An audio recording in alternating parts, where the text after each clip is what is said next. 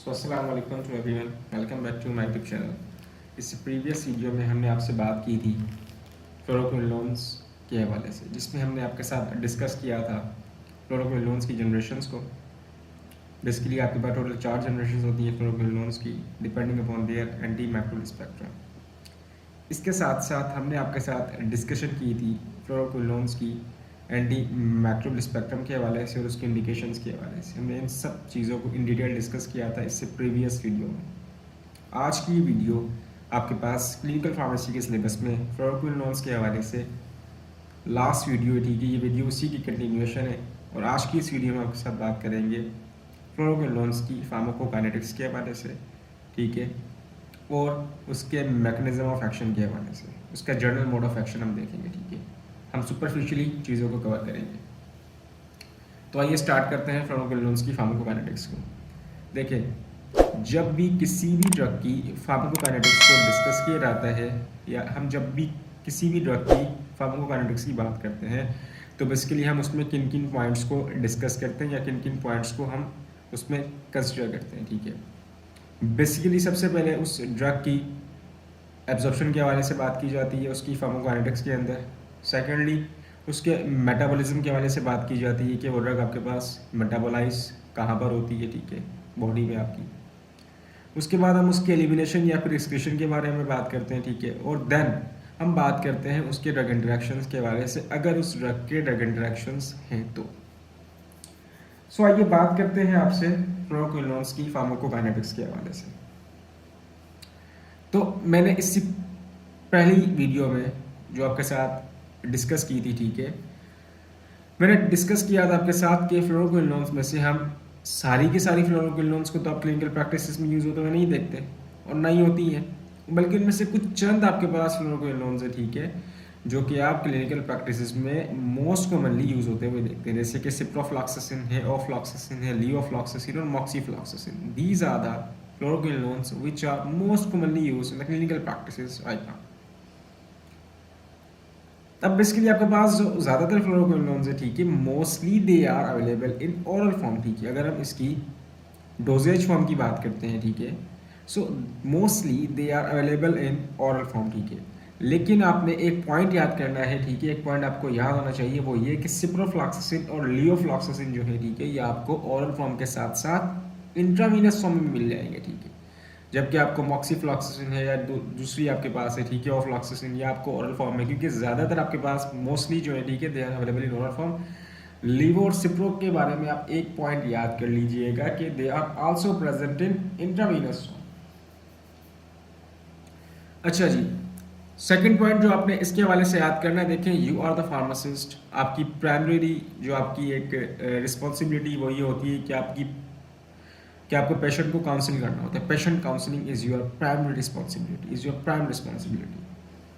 सो जब भी आप मेडिकेशन डिस्पेंस करें पेशेंट को, ठीक है, और उसमें आप फ्लोरोक्विन लोन्स को डिस्पेंस कर रहे हैं, ठीक है, या प्रिस्क्रिप्शन पे पेशेंट की फ्लोरोक्विन लोन्स लिखा हुआ है, ठीक है। सो बेसिकली फ्लोरोक्विन लोन्स जो होते हैं ना, बेसिकली इनकी जो एब्जॉर्प्शन होती है, ठीक है, there absorption is affected by the food, ठीक है। तो आप पेशेंट को ये इंस्ट्रक्ट करेंगे या आप उसको डायरेक्ट करेंगे, ठीक है, कि do not take this medication within 2 hours of consumption of food, कि आप खाने के तकरीबन 3 या 4 घंटे बाद, ठीक है, अपनी मेडिसिन को ले लीजिएगा, ठीक है।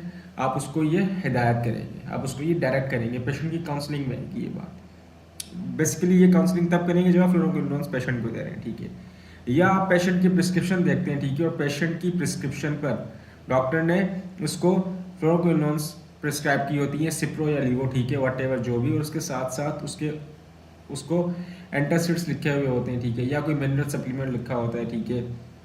तो बेसिकली होता क्या है कि वो तमाम प्रोडक्ट्स, ठीक है, जिनमें डाइवेलेंटाइंस या ट्राइवेलेंट प्रेजेंट होते हैं, ठीक है, वो बेसिकली क्या करते हैं, फ्लोरोक्विन लोन्स के साथ जाके कॉम्प्लेक्स बनाते हैं और इनकी एब्जॉर्प्शन को अफेक्ट करते हैं।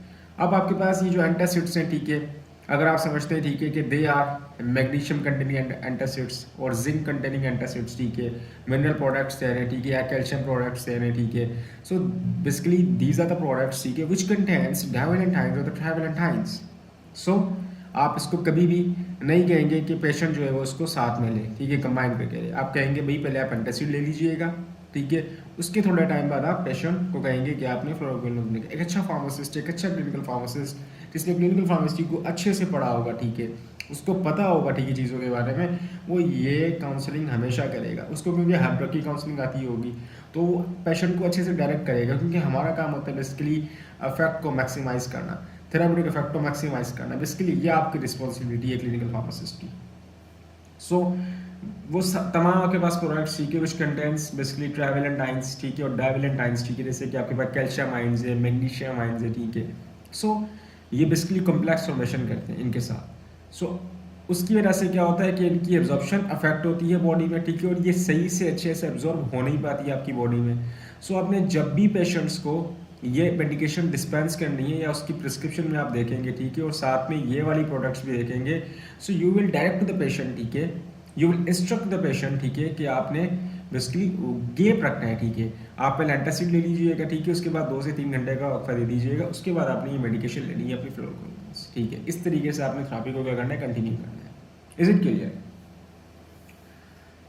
अच्छा जी, सवाल पैदा ये होता है, क्या आप फ्लोरोक्विनोन को प्रेगनेंसी में दे सकते हैं? क्या ये सेफर है प्रेगनेंसी में या नहीं है?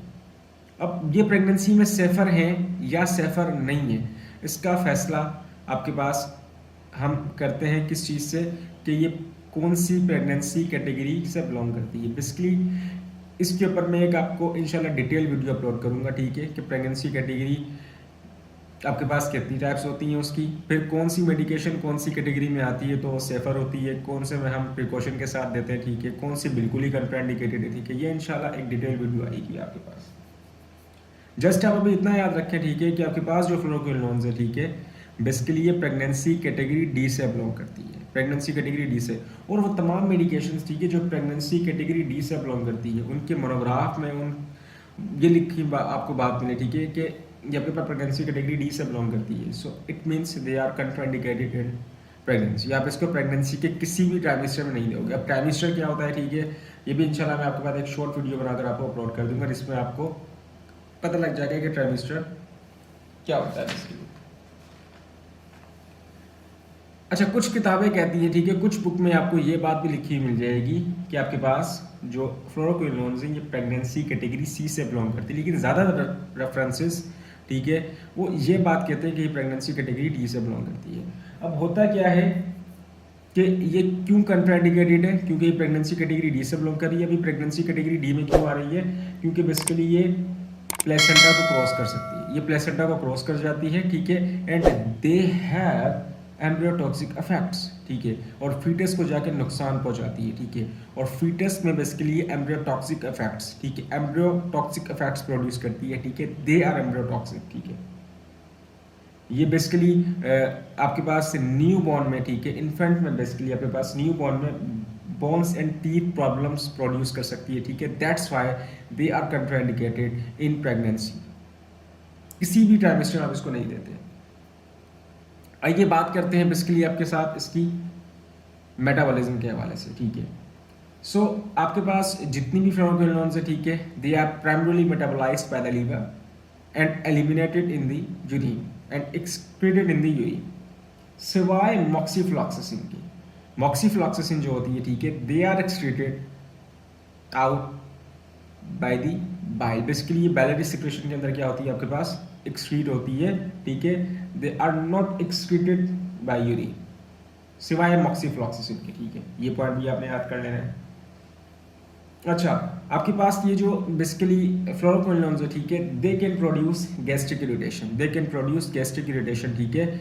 सो दैट्स व्हाई मैंने आपके साथ एक पॉइंट डिस्कस किया था कुछ टाइम पहले कि समटाइम्स हम बेसिकली क्या करते हैं, इसको बेसिकली हम मेट्रोनडाजोल के साथ भी समटाइम्स कंबाइन करके देते हैं, ठीक है।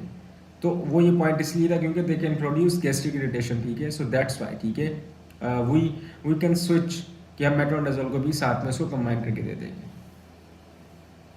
अच्छा जी, क्या फ्लोरोक्विनोन आप चाइल्ड्स को प्रिस्क्राइब कर सकते हो कि चाइल्ड्स को दी जाती है? So fluoroquinolone are not given to childs, they are not given to childs. इस तरीके से आपके पास हमने टेट्रासाइक्लिन्स हमने जब 6th सेमेस्टर के अंदर पढ़ी थी एंटीबायोटिक्स में, तो हमने उसमें पॉइंट पढ़ा था कि टेट्रासाइक्लिन्स को कभी भी आप 8 साल से कम उम्र बच्चों में प्रिस्क्राइब नहीं करते, क्योंकि बेसिकली टेट्रासाइक्लिन्स क्या करती हैं कि कैल्शियम के साथ जाके कॉम्प्लेक्स बनाती हैं, ठीक है, और वो आपकी बोन्स में, आपके टीथ में डिपोजिशन कॉज करती हैं, ठीक है। ऐसा ही था। तो बेसिकली ये भी आपके पास कंट्राइंडिकेटेड है, क्योंकि ये बेसिकली बच्चों में डेवलपमेंटल प्रॉब्लम्स कॉज करती है या कार्टिलेज प्रॉब्लम्स कॉज कर सकती है, ठीक है। So they are contraindicated in childs. अब आइए इसके एडीआरस की बात करते हैं आपके साथ। तो इसके एडीआरस आपके पास, इसमें आपके पास टेंडिनाइटिस है, ठीक है, मस्कुलर वीकनेस है, ठीक है, कि भाई ये टेंडिनाइटिस करवा देती है, मस्कुलर वीकनेस करवा देती है, ठीक है, अनकंट्रोल्ड रिदमियास प्रोड्यूस करती है, ठीक है। इसमें क्या होता है बेसिकली आपके पास क्यूटी प्रोलॉन्गेशन जो होती है, ठीक है, या आपके पास जो क्यूटी वेव होती है, ठीक है, वो प्रोलॉन्ग हो जाती है, ठीक है। सो क्यूटी प्रोलॉन्गेशन कॉज करती है, अनकंट्रोल्ड रिदमियास कॉज करती है, ठीक है, ये डिजनेस कॉज कर सकती है, नोजिया, वोमिटिंग और फोटोसेंसरी, ये सब इसके क्या एडीआरस है, ठीक है। इसमें सबसे इंपॉर्टेंट जो इसका एडीआर है, ठीक है, जो कि आपने याद करना वो है क्यूटी प्रोलॉन्गेशन, ठीक है। ये इसका सबसे मोस्ट कॉमन एडीआर है, ठीक है, सबसे इंपॉर्टेंट एडीआर आपने जो इसमें याद करना है, ठीक है, बेसिकली फ्लोरोक्विलिनेंस के हवाले से वो है क्यूटी प्रोलॉन्गेशन, ठीक है। वैसे तो उसके और भी है, ठीक है, जैसे कि टेंडिनाइटिस है, मस्कुलर वीकनेस है, ठीक है, dizziness, nausea, vomiting and photosensitivity, ठीक है। लेकिन सबसे मोस्ट इंपॉर्टेंट है आपके पास अनकंट्रोल्ड अरिथमियास, क्यूटी प्रोलॉन्गेशन। आपके पास एमसीक्यू इसके अंदर पूछा जा सकता है, ठीक है, या फिर आपके पास कुछ ऐसे केसेस मैं आपको दूंगा, ठीक है, इंशाल्लाह हम चैनल पर अपलोड करेंगे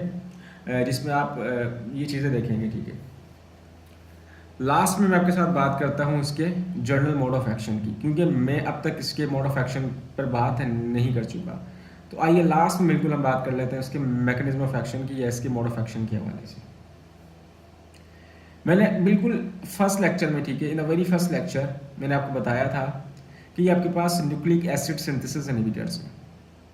ये बेसिकली आपके पास न्यूक्लिक एसिड की सिंथेसिस को जाके क्या करते हैं, ब्लॉक करते हैं, डीएनए की सिंथेसिस को जाके क्या करते हैं, ब्लॉक करते हैं, ठीक है, और they are bacteria cell action, ठीक है।